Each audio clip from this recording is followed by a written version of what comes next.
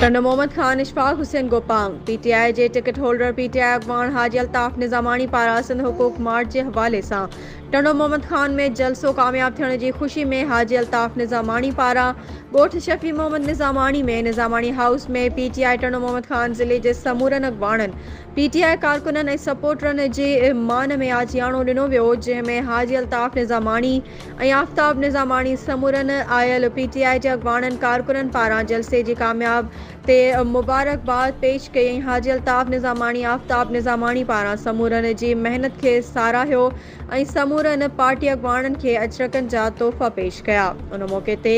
सलीम निज़ामानी, शाहजहान अब्बासी, इसहाक सूमरो, चाचा मोहम्मद हसन सूमरो, मुख्तार भट्टी, नूर अहमद हाली पोतो और बिया मौजूद हुआ।